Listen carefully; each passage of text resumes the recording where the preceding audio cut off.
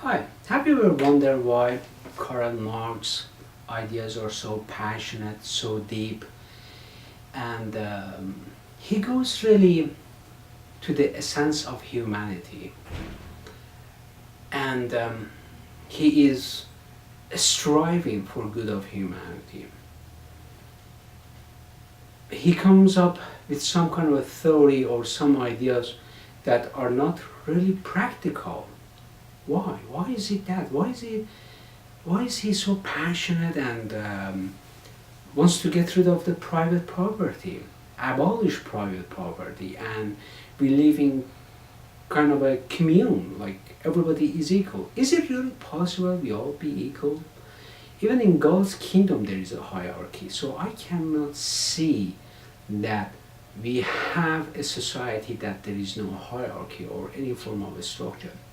But one of the aspects that I began to realize what Karl Marx is talking about, that I was reading this book about war and peace. Scholars such as Immanuel Kant and other ones, they are arguing and counter-arguing over how to colonize other nations and how it is right to have a private property, because that way we are not wasting those resources that God has blessed to us. So that was very interesting, and reading Karl Marx, the Communist Manifesto, you're really getting to the senses, oh, he is against colonization of developing nations. And dependency theory comes into the picture, that these are developing nations because they were being exploited by the developed nation. It is really, really a strong messages coming from Karl Marx against why we should not have private property. Also, I would like to take a little bit of step further and understand the time, the era that he was going is this one. The European nations were clashing at one another. They were not crashing in that sense. It's not the context of the book.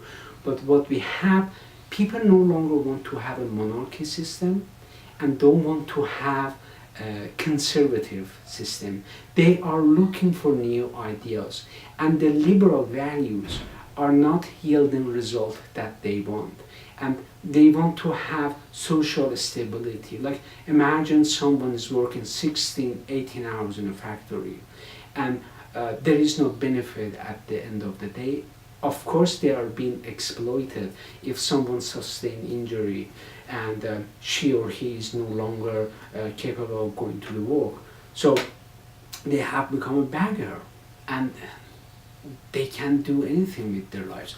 As a result, I could say Karl Marx had some good, really good ideas that today we're benefiting from it. For example, some of those social safety networks we have are stemming from Marx's ideas. But are we going to throw all his ideas out? No. We take the good ideas, and those ideas that don't work anymore, we just ignore them. We won't use them. It is about being rational and practical.